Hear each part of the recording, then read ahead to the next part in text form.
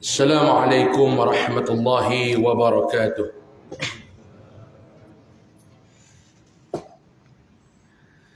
Bismillahirrahmanirrahim. Alhamdulillahi rabbil alamin. Wal 'aqibatu lil muttaqin wa la 'udwana illa 'alal zalimin. Asyhadu an la ilaha illallah wahdahu la syarika lah. وأشهد أن سيدنا محمدا عبده ورسوله اللهم صل وسلم وبارك وكرم وعظم على هذا النبي الكريم سيد المرسلين وقائد الدعاة المجاهدين وعلى آله وأصحابه ومن سار على نهجه إلى يوم الدين. أما بعد، قال الله سبحانه وتعالى في كتابه العزيز: أعوذ بالله من الشيطان الرجيم. بسم الله الرحمن الرحيم. واضرب لهم مثل الحياة الدنيا كماء أنزلناه من السماء فاختلط به نبات الأرض فأصبح هشيما تذروه الرياح وكان الله على كل شيء مقتدرا. المال والبنون زينة الحياة الدنيا والباقيات الصالحات خير عند ربك ثوابا وخير أملا. صدق الله العظيم. بسم الله ما شاء الله لا يسوق الخير إلا الله. بسم الله ما شاء الله لا يسرف السوء إلا الله. بسم الله ما شاء الله ما كان من نعمة فمن الله. بسم الله ما شاء الله لا حول ولا قوة إلا بالله العلي العظيم. Tuan-tuan muslimin dan muslimat, hadirin dan hadirat rahimakumullah. Pertama sekali, alhamdulillah, puji dan syukur kita panjatkan kehadrat Allah Subhanahu wa taala. Pada malam ini dengan izin serta limpah kurnia daripadanya, Allah Subhanahu wa taala masih memberikan kesempatan masa dan waktu kepada saya dan tuan-tuan sekalian agar dapat sama-sama kita hadir, berada duduk di dalam majlis ilmu ini. Mudah-mudahan keberadaan kita, perkumpulan kita, perhimpunan kita pada malam ini mendapat keberkatan dan rahmat daripada Allah Subhanahu wa taala. Amin ya rabbal alamin. Suka saya memperingati diri saya dan tuan-tuan yang mana yang masih belum niat i'tikaf. Keberadaan kita di dalam masjid pada malam ni, marilah sama-sama kita niat i'tikaf. Mudah-mudahan Allah Subhanahu wa taala menerima amal ibadah kita insya-Allah. Kita nak sambung pengajian kitab kita 40 hadis jalan ke syurga. Kita sampai kepada muka surat ke-47 hadis ke-18. Muka surat 47 hadis ke-18, mendidik dan berbuat baik kepada anak perempuan. Hari ini Nabi nak cerita pula kepada kita bagaimana peranan kita yang diamanahkan oleh Allah Subhanahu wa taala. Allah Ta'ala anugerahkan kepada kita anak. Dulu mula-mula kita hidup ni tuan-tuan, kita ni mula-mula hidup kecil, mak kita beranak mai kat kita. Nikmat Allah Ta'ala bagi sampai kita besar, sampai kita menikah. Ada orang dia besar, dia tak menikah-nikah. Kita ni kadang-kadang tak sempat besar dah menikah dah. Dah menikah, ada orang dia tunggu bertahun-tahun untuk mendapatkan zuriat. Kita ni Allah Ta'ala bagi kat kita, tak payah tunggu lama mana. Nikah 4 bulan, 5 bulan lekat dah maklum. Alhamdulillah. Ada orang 5-6 tahun tak lekat-lekat. Bila ada anak ni tuan-tuan, Imam Ghazali kata pada Imam Al-Ghazali rahimahullah ta'ala kata, di antara perkara yang nak membawa kita ke syurga dan neraka ni, Imam Ghazali kata ada 7. Salah satunya adalah anak. Anak ni lah nak bawa kita, mak bapak nak pergi ke mana. Sama ada anak-anak ni menyebabkan mak bapak dia masuk ke dalam syurga, alhamdulillah. Takut-takut wal'iyadzubillah, anak-anak ni penyebab kepada mak bapak ni dihumban oleh Allah ke dalam neraka. Yang ni yang kita tak mahu. Anak-anak ni nak ke mana? Ke syurga ataupun ke neraka? Dia nak bawa kita ni. Mari kita tengok Nabi SAW kata apa dia ni. An Aisyah radhiyallahu anhu qalat, ja'atni miskinatun tahmilu ibnatayn laha fa at'amtuha 3 tamarat fa a'tat kull wahidatin minhuma tamratan wa rafa'at ila fiha tamratan lita'kulaha فاستطعمتها ابنتها فشقت التمرة التي كانت تريد أن تأكلها بينهما فأعجبني شأنها فذكرت الذي صنعت لرسول الله صلى الله عليه وسلم فقال إن الله قد أوجب لها بها الجنة أو أعتقها بها من النار أو كما قال رواه مسلم. Hadis sahih. Di dalam hadis sahih riwayat Imam Muslim di Nabi SAW, sebelum tu Sayyidatina Aisyah radhiyallahu anha, dia kata apa dia? Sayyidatina Aisyah dia kata, ja'atni miskinatun tahmilu ibnatayn laha. Satu hari kata Sayyidatina Aisyah, ada seorang perempuan miskin datang ke rumah dia dalam keadaan dia ni dukung 2 orang anak perempuan.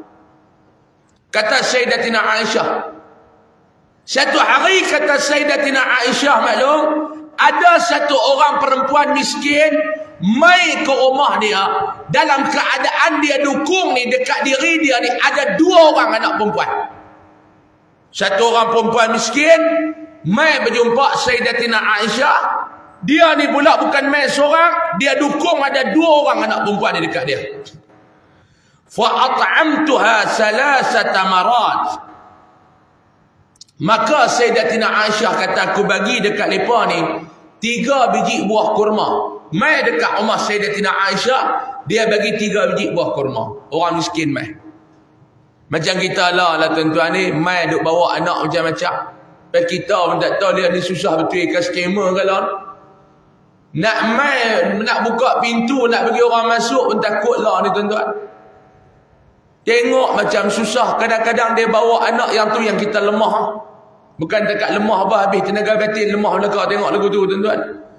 Habis duit ada sepokit pun kita bagi habis belaka. Sayyidatina Aisyah mai perempuan ni dekat dia, bawa anak 3 orang. Perempuan tu seorang, anak yang dia dukung 2 orang. Sayyidatina Aisyah ambil 3 biji buah kurma bagi. Nak bagi apa? Tak ada, bagi buah kurma. Fa'aqtat kulla wahidatin minhuma tamratan. Bila dia bagi 3 biji tu buah kurma, mak ni dia bagi 2 biji buah kurma ni dekat anak dia 2 orang tu, seorang sebiji. Mak ni dia mai, kata Sayyidatina Aisyah, dalam keadaan dia dukung 2 orang anak perempuan. Bila Sayyidatina Aisyah radhiyallahu anha bagi 3 biji buah kurma, mak ni bagi dah seorang sebiji. Dekat seorang anak perempuan, dia bagi seorang sebiji. Orang susah tuan-tuan. Orang susah. Kita yang biasa hidup susah ni, tahulah cerita susah ni lagu mana. Derita kesusahan ni macam mana. Tuan-tuan pergi cerita bab susah dekat orang kaya. Hak dia beranak-beranak mai, istilah orang kata apa dia, beranak dalam balang gula ni. Tuan-tuan buat cerita, dia takkan faham. Cerita susah di dekat orang kaya, dia tak boleh nak faham. Sebab apa dia? Dalam hidup dia tak pernah rasa susah. Macam kita, orang cerita bab kaya, kita tak boleh nak hayati. Sebab apa dia? Kita ni tak pernah kaya melana lagu dia. Tuan-tuan boleh terfikir ke orang, dia duduk di Selangor.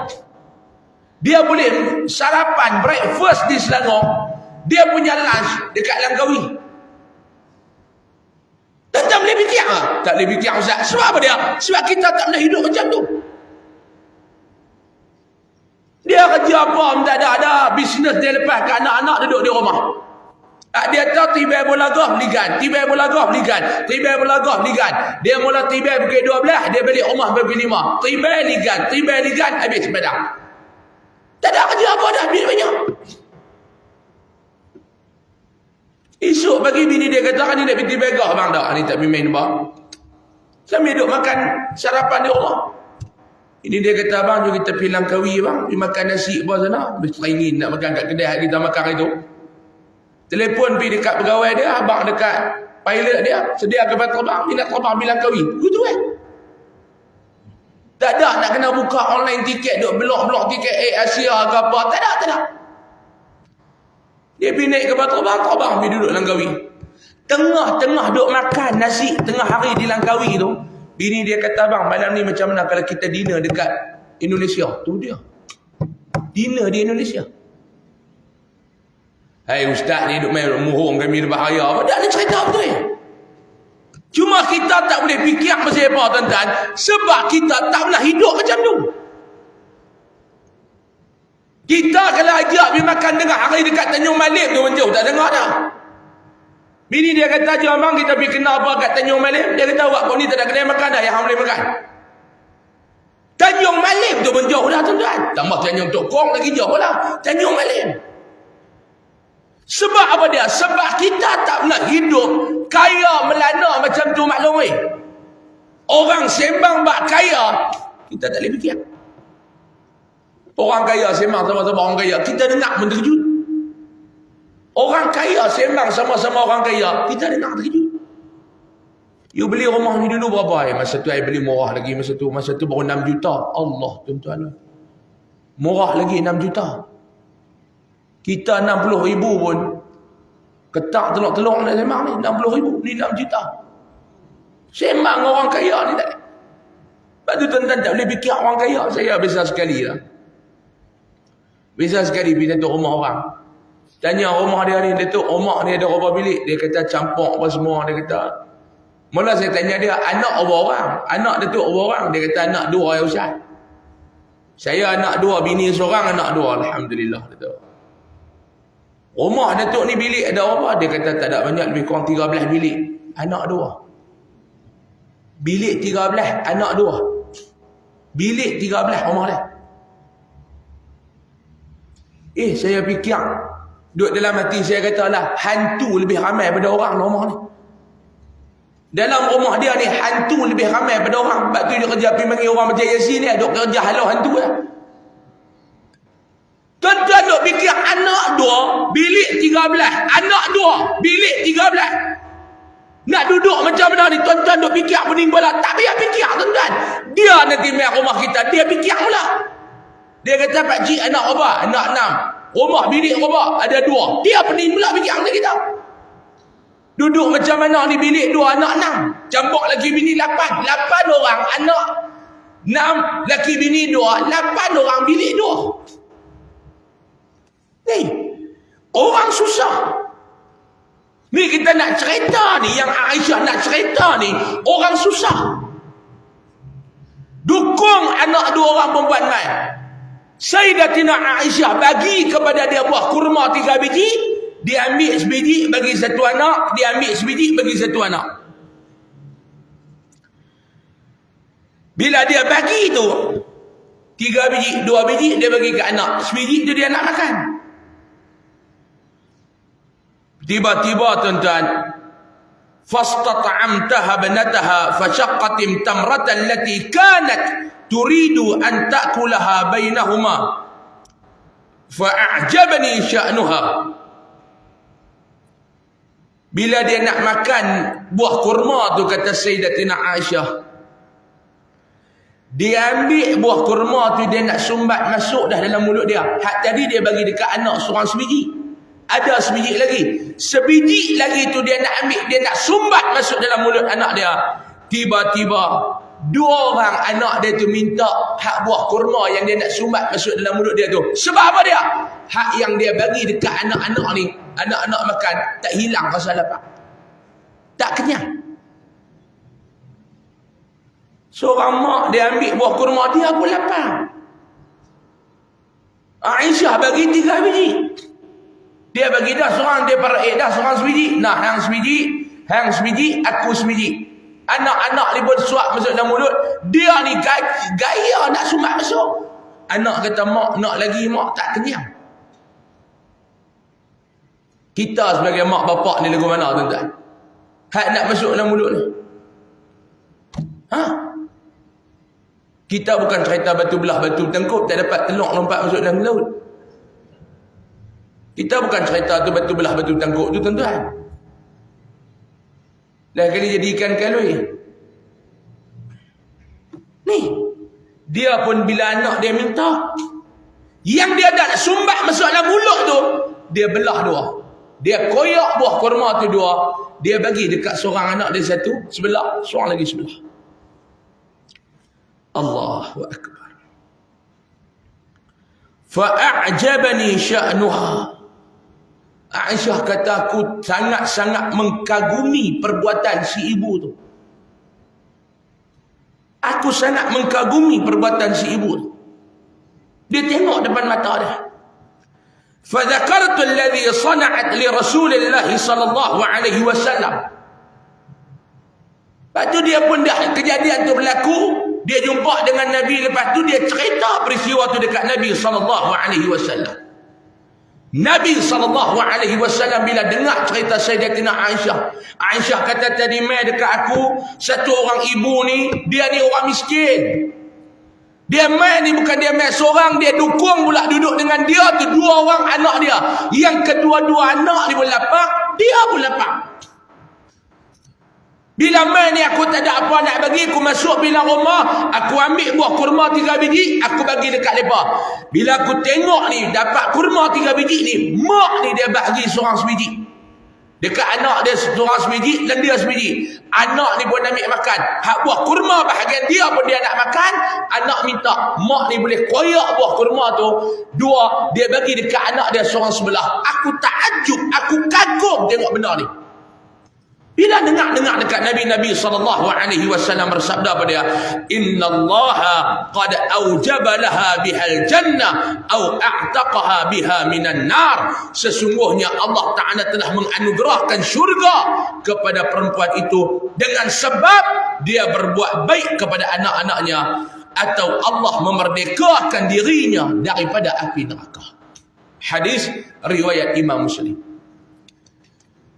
Nabi kata kerana dia berbakti, dia berbuat baik kepada kedua-dua anak perempuan dia tu, Allah Subhanahu wa Ta'ala telah menganugerahkan syurga kepada perempuan tu, atau Allah Ta'ala telah membebaskan dia daripada neraka.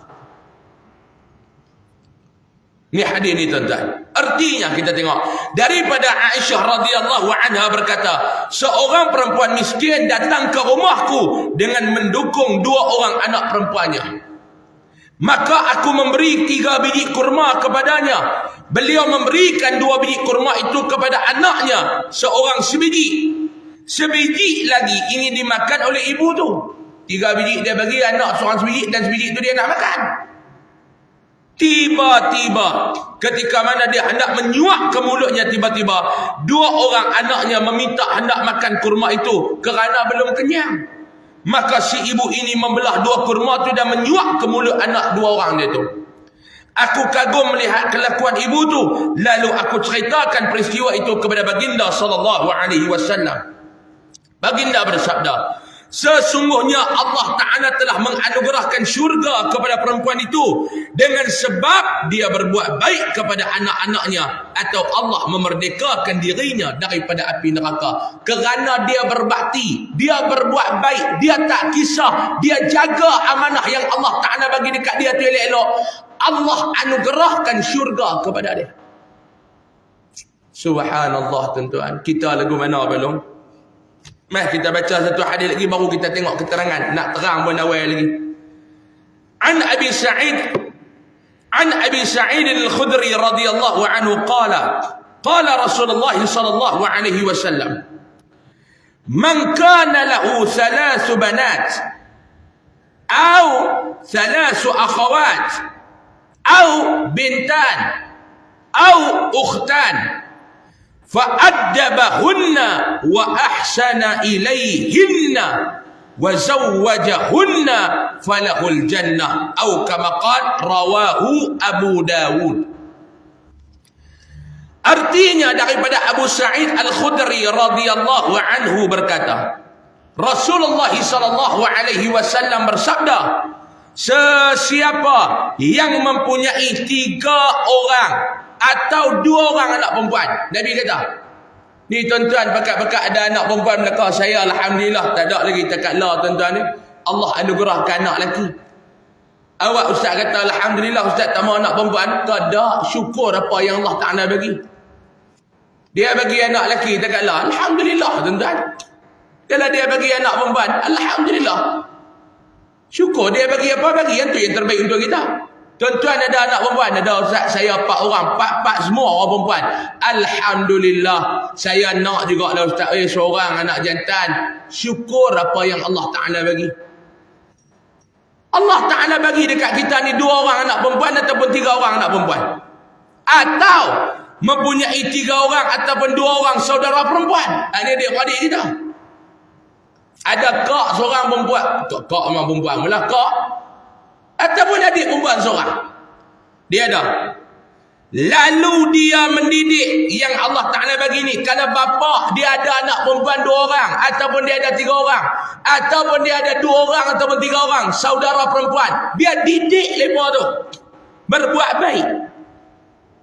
Tuan-tuan, di antara anak perempuan dengan anak lelaki ni, yang mana lebih payah nak bela maklum? Nak didik yang mana paling payah? Nak jaga yang mana paling payah tuan-tuan? Tuan-tuan ada pengalaman anak perempuan anak lelaki? Yang mana payah lagi maklum? Perempuan. Ni maklum jawab perempuan. Nak jaga anak perempuan ni tuan-tuan ni cukup payah. Dia mohon kita pun kita tak tahu. Kita gerak dia mangkit subuh. Hoi, mangkit yang subuh.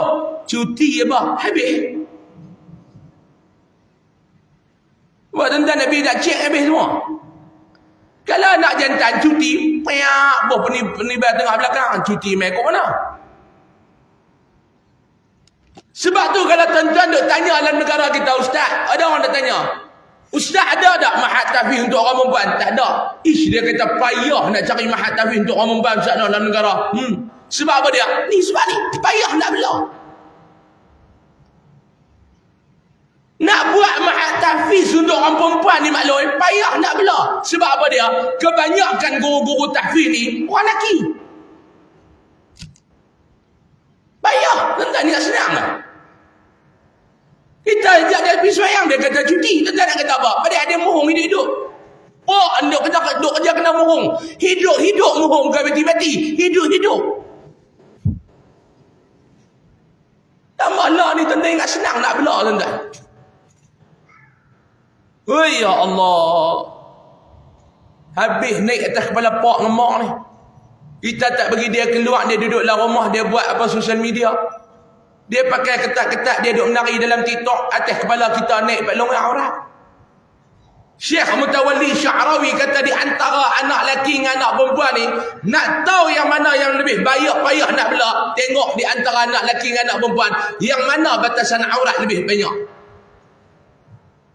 Anak lelaki ni tuan-tuan, dia tak apa nak payah. Kita terang, kita buat penampak. Anak perempuan dah buat macam mana?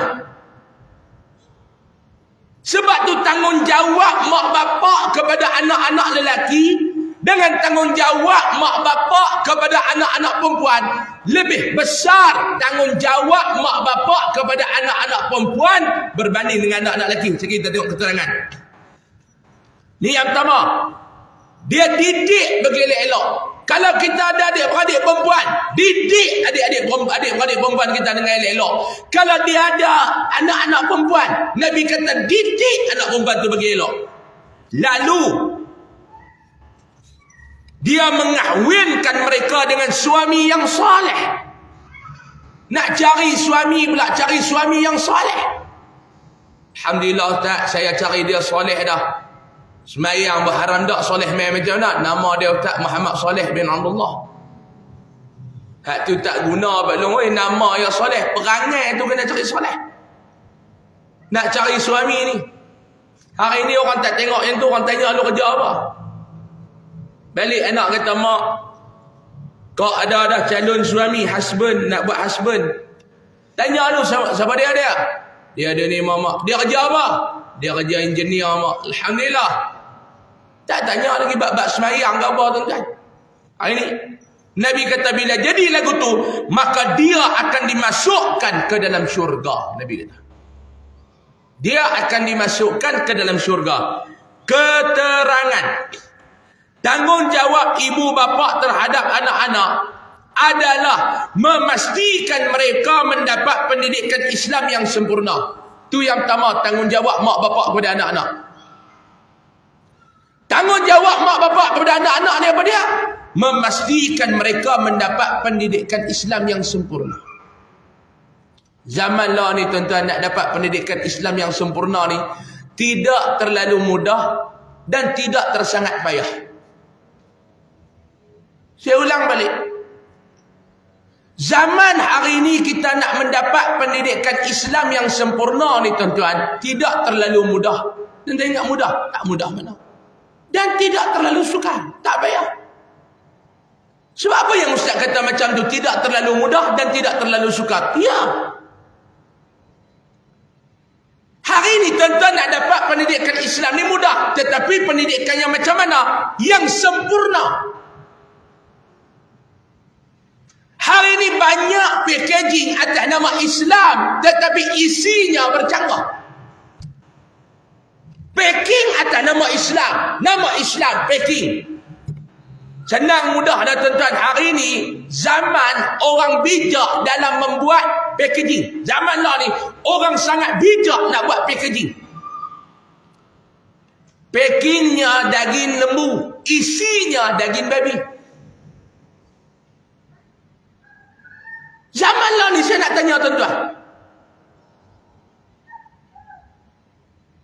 Islam hari ni tuan-tuan, kita nak tengok sama ada kawan ni Islam ataupun kawan ni bukan Islam. Garis pemisahnya sangat nipis. Setuju tak setuju saya tak tahu dah tuan-tuan. Tuan-tuan bebas nak bersetuju pun tak apa. Tuan-tuan tak mau bersetuju pun ikut suka tuan-tuan. Garis pemisah di antara Islam dan bukan Islam sangat nipis hari ini tuan-tuan. Hari ini tuan-tuan pergi ke negara jiran kita. Pergi ke negara jiran kita. Tuan-tuan tengok orang yang pakai ni songkok hitam ni tuan-tuan. Tuan-tuan dah tak tahu dah sama ada dia ni Islam ataupun tidak. Negara kita alhamdulillah pakai songkok tu kebanyakan Islam lah. Tapi raya baru ni bukan Islam pun banyak pakai songkok hitam juga. Tapi kita boleh tengok beza lagi. Sebelah sana tuan-tuan payah beza dah. Saya teringat satu waktu saya pergi sana. Habis masuk pergi dalam hotel, tinggal bini dalam hotel, lepas saya keluar nak pergi makan, nak melepak dengan kawan-kawan. Hak kawan-kawan yang pergi ni pun ustaz-ustaz. Saya kata ni pergi tinggal rompan kita dalam hotel, kita keluar pergi minum depan tu. Depan hotel kami ni ada satu, dia bawa stol tu, dia duduk bakar sate. Pakai keping hitam. Songkok. Keluar dalam lobi tu. Dia kata nak pergi tahu lah Ustaz. Saya kata tu, kita pergi kenal sate tu, tepi tu ada orang jual ayak, kita beli ayak tu, kenal sate tu. Hak pemandu pelancong kami tanya, Pak Ustaz nak ke mana Ustaz? Jom, saya kata kita pergi minum situ, makan sate tu. Astaga, dia kata astaga. Jangan Pak Ustaz.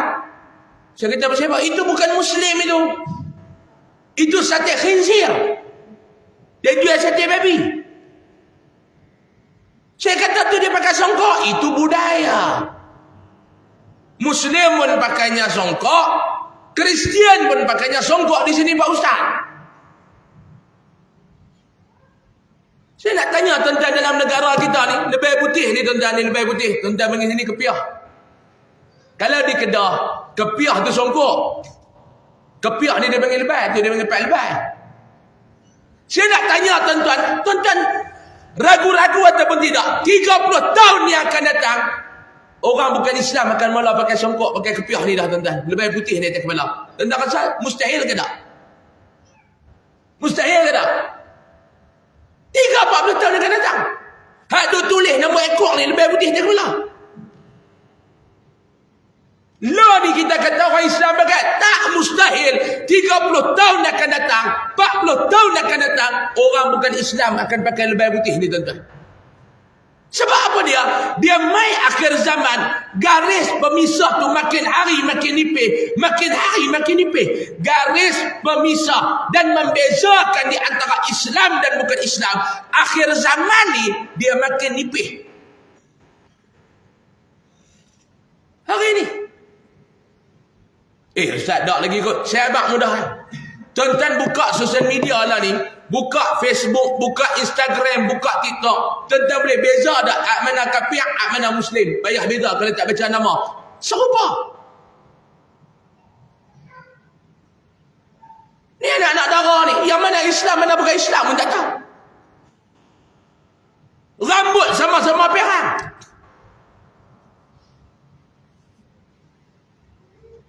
Tuan-tuan kalau pergi belah-belah kampung saya ni tuan-tuan ni. Kampung saya ni dia ada rakan-rakan kita. Siam. Kampung saya ni. Dia ada satu kampung ni orang Siam. Biar-biar kat mereka lah. Siam ni dia bukan Islam. Dia nak pakai macam mana pun biar-biar kat mereka lah. Yang saya nak cerita ni. Kadang-kadang hak Melayu ni pun rambut perang sama. Tapi kita tak tahu hak mana Siam mana Melayu. Dia pun sama ni pakai seluar pendek. Saya beli ikan. Lepas raya baru ni duk pergi beli ikan. Tepi saya ni ada satu budak lelaki. Rambut ni kiri kanan ni tak ada. Dia tinggal ikut tengah. Tengah ni pun belakang perang. Tengah hitam depan perang. Saya pun duk kelas lah ikan. Duk pilih ikan. Dia duk tengok saya pun senyum. Saya duk ingatkan budak siap. Dia panggil, Assalamualaikum Ustaz. Terkejut kita. Assalamualaikum Ustaz. Waalaikumsalam. Ambil Ustaz. Ustaz ajak dalam Facebook jumpa orang panggil salam. Tapi saya kena panggil lu kat Ustaz. Nak kata apa? Bukan saya nak kata aku dengarkan hang siam tak tadi. Bukan saya nak kata lagu tu. Tapi kita tak tahu tuan-tuan. Yang lebih memalukan kita apa dia lagi? Hak bukan Islam. Nasihat pula hak Islam. Supaya berperangai ni bagi elok. Tak baca ke? Tuan-tuan tak dengar ke dalam sosial media? Hak kadang-kadang ni, hak bangsa Cina ni, hak bangsa India ni tuan-tuan. Saya mau menasihat lah itu kawan-kawan Melayu kita yang beragama Islam. Dalam TikTok janganlah lebih-lebih, jagalah maruah you punya bangsa, jagalah maruah you punya agama. Hak bukan Islam boleh nasihat kita.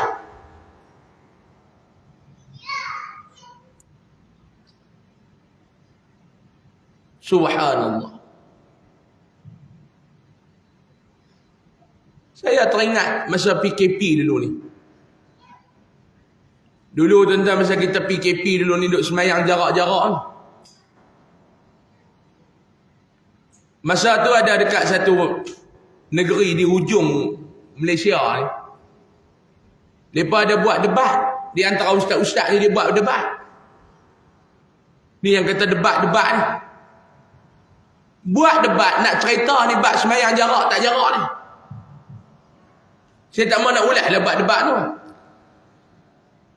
Ada satu hari saya masa tu dengan tim yayasan ni, kami pergi bagi sumbangan barang keperluan ni dekat satu kedai dekat rumah saya ni, kedai. Dekat dengan kedai ni dia ada satu kampung orang-orang kawan-kawan kita yang berbangsa Siam ni lah duduk. Ada satu Siam ni dia agak close dengan saya ni.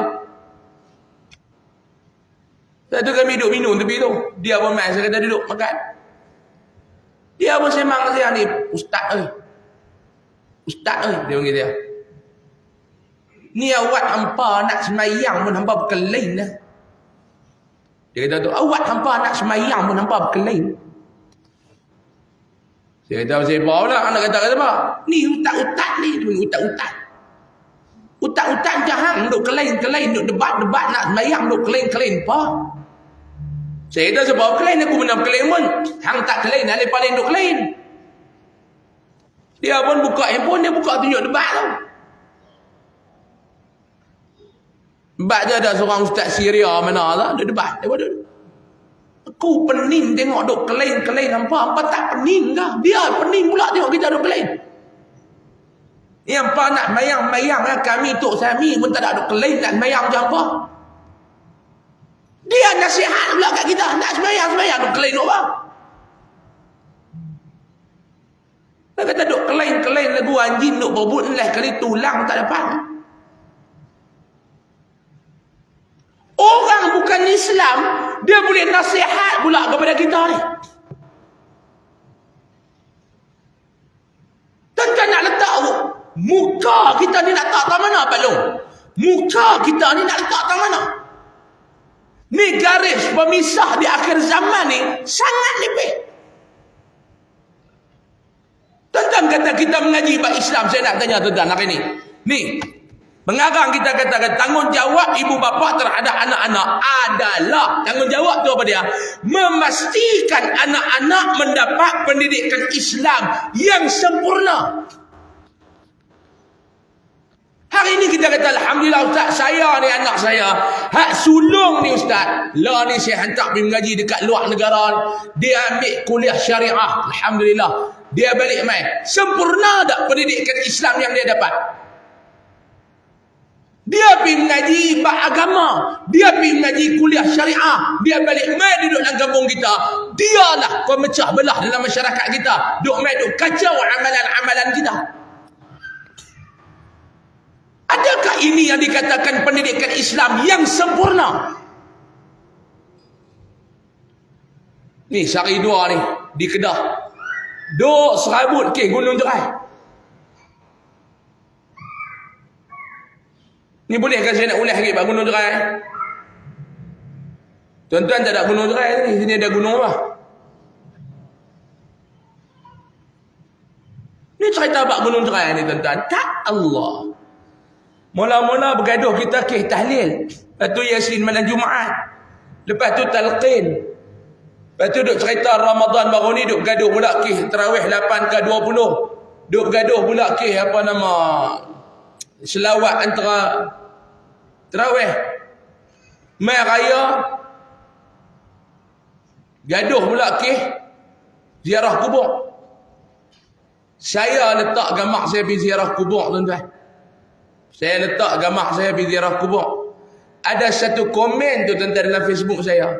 Dia kata pada aku doa semoga hang ni dilaknati oleh Allah. Kerana pergi ziarah kubur tu ya. Dia komen semoga hang dilaknati Allah. Tuan-tuan nak kata apa tuan-tuan? Sama-sama Islam ni minta Allah Ta'ala laknat ke ziarah kubur raya-raya.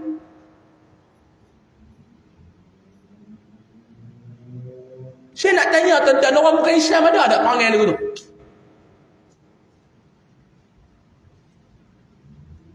Sama-sama Islam boleh minta Allah Ta'ala laknat kerana apa dia? Ziarah kubur bagi raya.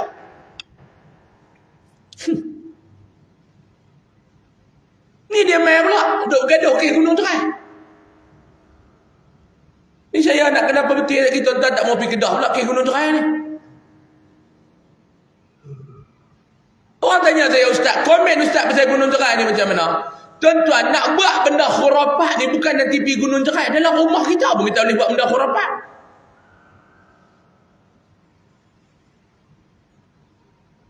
Kita nak pukul rata ni tuan-tuan, tak boleh.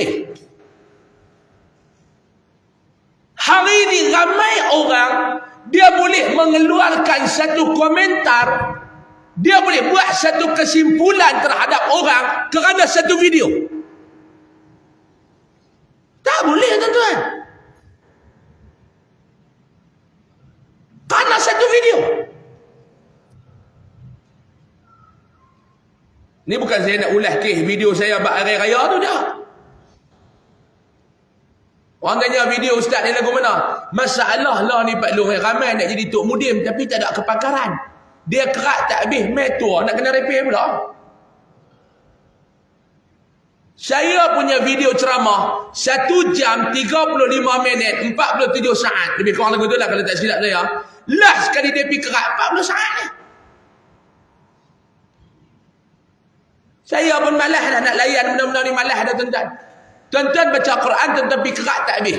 Fawailul lil musallin. Kerak tu.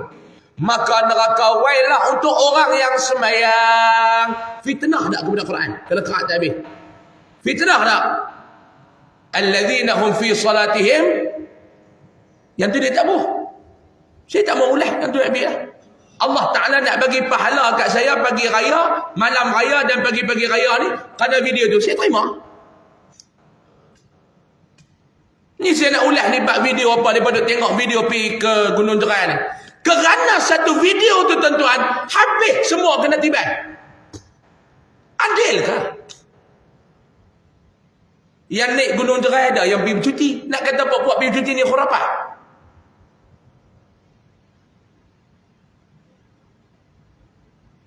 Ni ustaz ni nak tanya ustaz apa dia Padang Tok Syekh, apa dia Telaga Tok Syekh. Orang-orang dulu dia naik Gunung Jerai ni Pak Long. Sebab mengikut kisah sejarah. Kedatangan seorang pendakwah yang membawa Islam yang ke negeri Kedah, Syekh Abdullah Al-Ghumairi, yang meletakkan nama Kedah tu sebagai Qadah Dar Al-Aman, yang meletakkan bangsa ni atas nama Melayu. Tuan-tuan ingat lagi tak video saya dulu tentang saya cerita tentang Malau tu? Puak tu tiba saya juga. Gila ustaz ni. Malaul A'la dia kata Melayu tu malaikat.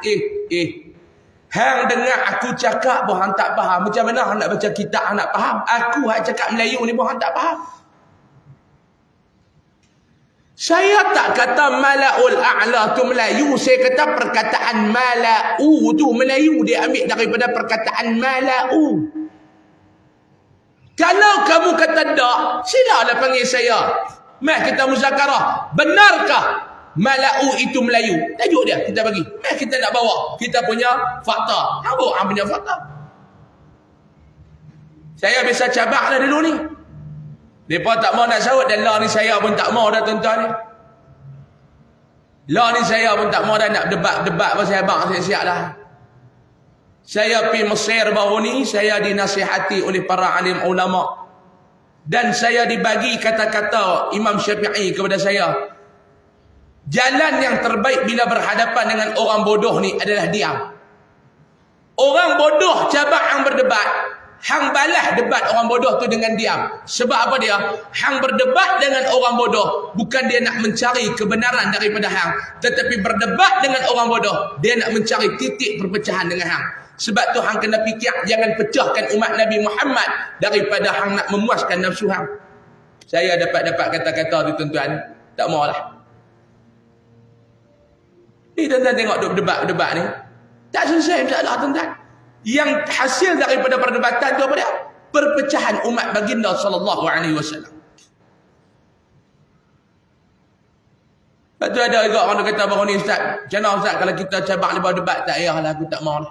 Habis umur, habis masa. Pada duk debat dengan mereka, baik menikah dua. Pening kepala pun syok. Tidak. Contoh, maklum ni nak marah pun tak. Contoh.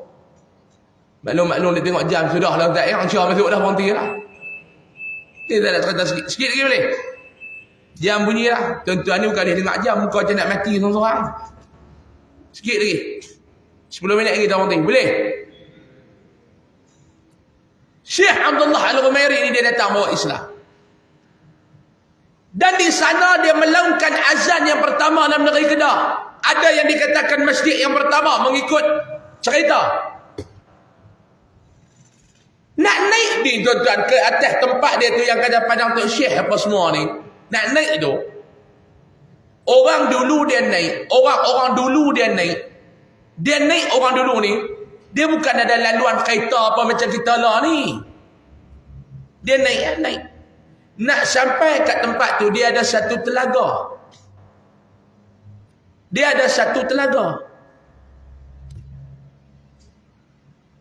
Nak naik atas tu, hang nak berwuduk tak mana tak ada dah. Orang dulu dia guna telaga tu lah sebagai tempat berwuduk.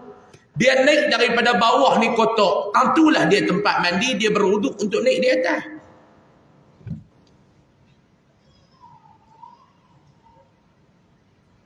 Kalau tuan-tuan bisa naik, tuan-tuan akan rasa ayak ni tu macam mana. Kita mandi dengan segaknya ayak tu. Lepas tu kita ni mandi, kita berwuduk segak. Dia bukan macam ayak kita di rumah. Tuan-tuan dia ambil wuduk di rumah segak tak? Segak ustaz, segak apa? Bil pun haram tak bayar. Ni cerita kita ni. Bil ayak tak bayar. Syabah main potong dah. Dia curi pula ayak syabah tu. Dia ambil wuduk pergi sembahyang. Nak kira macam mana tuan-tuan? Jadi dia kata sembahyang lah. Bayar khusyuk. Khusyuk apa hang sembahyang mencuri ayak? Kacau. Contoh, jangan nak marah pula. Contoh. Bila dia ambil wuduk, tentu dia mandi, dia berwuduk, baru dia naik sembahyang di atas. Tu cerita dia bukan ada kepercayaan karut-marut. Siapa yang mandi dekat telaga Tok Syekh ni dihapuskan dosa? Dah.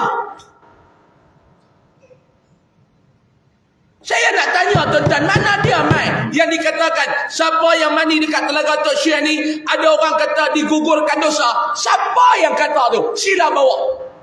Kalau betul ada kenyataan tu, saya minta kepada pihak berwajib agama, ambil tindakan kepada orang yang buat keluar tu. Kalau tak ada, saya katakan tadi, kalau ada, silakan ambil tindakan. Kalau tak ada, jangan duk fitnah atas orang. Tu ya. Kalau ada, sila ambil tindakan. Kita bukan nak backup, kita nak berbetul orang yang salah. Dah. Kalau tak ada, jangan duk reka cerita. Tibai habis orang ni khurafat. Tibai habis orang ni syirik. Tak betul tuan-tuan. Sudahlah kita duk memecah belahkan umat baginda sallallahu alaihi wasallam ni. Dah lah Ustaz. Yang kita pun nak buat ikut-ikut lagu tu pasal apa? Yang pertama kita nak tanya, ada dalil kan larang kita ikut guru kita? Para alim ulama yang duk atas tu tuan-tuan semua buat benda yang tu. Lepas sampai dekat telaga tu, lepas ambil wuduk nak naik atas tu. Sebab apa dia? Tajdidul wuduk, nak memperbaharui wuduk ni. Tiba-tiba kita ikut cara ulama buat sampai tentu ambil wuduk, perbaharui wuduk. Salah ke? Nah, ya hidup doa pasal apa? La haula wala quwwata illa billahil aliyyil azim. Ada larangan berdoa ke dekat telaga tu? Tuan-tuan nak masuk jamban pun ada doa. Bukan nak masuk hutan tak ada doa. Tuan-tuan masuk jamban ada doa lah. Ada doa tak masuk jamban? Ada? Dia doa apa depan jamban? Jangan tuan-tuan kita sambrono bagi lagu tu ya. Tibai lagu tu ya. Syirik, khurafat. Ni lah ustaz ni Habib ni. Duk wajak benda khurafat. Subhanallah. Istighfar samalah hidup ni tuan-tuan. Cukuplah kita menjadi pemecah belah. Tapi sebaliknya, didengar pergi habis kenyataan saya. Kalau ada orang yang karut-marut duk naik atas tu. Dia yang duk naik Gunung Jerai ni tuan-tuan, dia ada 3 jenis. Ada 3 jenis manusia yang duk naik ni. Yang pertama naik dia pergi bercuti. Yang kedua naik dia duk buat benda-benda khurafat. Ada agak atas tu turun nama ekor. Ada juga. Hak nombor 3 ni tuan-tuan, dia pergi duk naik ni, dia tengok sejarah-sejarah peninggalan Islam. Dia naik duk pergi beribadat di atas sana. Ada juga jenis tu. 3 golongan. Sebab tu saya kata jangan kita pukul rata ke semua. Kalau dia ni ada kepercayaan karut-marut, ya, wajib kita benterah. Ada kepercayaan karut-marut, wajib kita benterah. Kalau tak ada, jangan kita duduk memfitnah golongan-golongan tersebut. Sebab tu saya kata, nak bagi pendidikan Islam ni kena bagi yang sempurna, tuan-tuan ni. Bukan sekadar bagi pendidikan Islam, tetapi pendidikan Islam yang sempurna, kata pengarang kita. Didiklah mereka agar menyintai baginda sallallahu alaihi wasallam, keluarganya, para sahabatnya. Didik anak-anak kita ni dengan apa dia? Sayang kepada baginda sallallahu alaihi wasallam, sayang kepada ahli keluarga baginda sallallahu alaihi wasallam, sayang kepada para sahabat baginda ridwanullah alaihim ajma'in. Jangan kita duk hina para sahabat, jangan kita duk hina ahli-ahli keluarga baginda. Hari ini yang kita kata golongan Syiah ni melaknati ahli keluarga baginda. Sayyidatina Aisyah dilaknatnya, sahabat-sahabat baginda Sayyidina Abu Bakar, Sayyidina Umar, Sayyidina Uthman dan sebagainya dilaknat oleh mereka. Jangan. Dan didiklah mereka agar membaca Al-Quran. Anak-anak ni nak jadi elok, tuan-tuan ni, kena didik anak-anak ni dengan Al-Quran. Kan Nabi SAW bersabda, adibu, didiklah auladakum, anak-anak hampa ni, dengan 3 cara. Yang pertama, hubbu nabiyikum, cintakan Nabi mereka. Nak cinta lagu mana kalau tak kenal Nabi ni, nak cinta macam mana? Sebab tu ulama' dia ikhtiar nak bagi kita sayang dekat Nabi ni, dia buat macam-macam. Nak kata kita ni nak baca apa? Kitab sirah ni, tuan-tuan. Muka saya, muka tuan-tuan ni nak baca kitab sirah. Sebab tu mai golongan Habib ni, dia buat qasidah-qasidah ni yang menceritakan tentang kepribadian baginda sallallahu alaihi wasallam. Tu yang kita duk buat dulu ni, malam cinta Rasul. Malam cinta Rasul mai sambil kita berselawat duk cerita pasal Nabi, dikata pula majlis ni majlis sesat pula dah. Tak ada kerja lain menyesatkan orang, mengkhurafatkan orang, membid'ahkan orang. Ni kerja dia, Pak. Para habaib ni, tuan-tuan, habib-habib ni mai buat yang kita duk dengar ya hana-hana apa semua dulu, tuan-tuan. Cuba tengok baik-baik lagu-lagu mereka cerita pasal Nabi. Ni kita nak menyemai kasih sayang kepada baginda sallallahu alaihi wasallam, nak menyemai kasih sayang kepada para sahabat baginda, para ahli keluarga baginda, kaum kerabat baginda. Dan yang ketiga, Nabi kata apa dia? Wa ala tilawatil Quran, kena ajak anak-anak hampa cinta kepada pembacaan Al-Quran. Ibu bapa wajib menyuruh anak-anak mendirikan salat ketika mereka berumur 7 tahun. Apabila anak-anak sudah berumur 10 tahun dan masih malah mendirikan salat, maka wajib mereka pukul. Ustaz, tu umur 10 tahun kalau malah wajib pukul. Ni kami ni umur 40 kat 60 berharap tak bayar lagi jenazah, tak buh penendang kat tengah belakang tu. Kalau umur 60 pun malah solat tu. Mana teruk kita dengan iblis belum Iblis dia ingkar untuk sujud kepada Adam. Kita ni ingkar nak sujud dekat Allah. Mana teruk kita dengan iblis. Tak jenis tak mau sembahyang. Ajaklah kau mana tak mau sembahyang. Mana teruk hang dengan iblis ni. Cuba fikir. Mana teruk hang dengan iblis. Iblis tak mau sujud dekat Adam. Tak mau bila Allah Ta'ala suruh sujud. Tak mau. Sebab apa dia? Aba wastakbara. Hang tak mau sujud dekat Allah. Mana teruk hang dengan iblis. Jaga. Ibu bapa wajib memberi nafkah. Ini kena faham. 3 minit lagi kita berhenti. Jangan dia buat muka je nak mati tu. Sikit lagi 3 minit lagi. Nak pergi sampai kat stesen dia. Ibu bapa wajib memberi nafkah. Yang ni dengar. Ibu bapa ni wajib memberi nafkah kepada anak lelaki sehingga mereka balik. Hukum wajib mak bapa Bagi nafkah dekat anak-anak lelaki ni, wajib dia sampai bila? Sampai umur lepas balik. Lepas balik, terangkat kewajipan. Faham?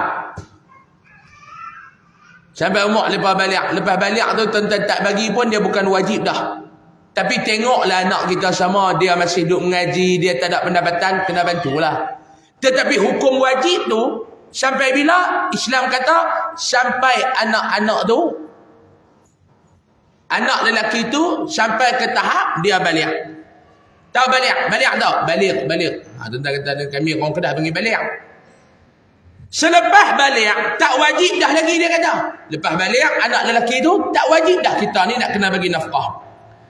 Ni anak lelaki. Sementara bagi anak perempuan pula,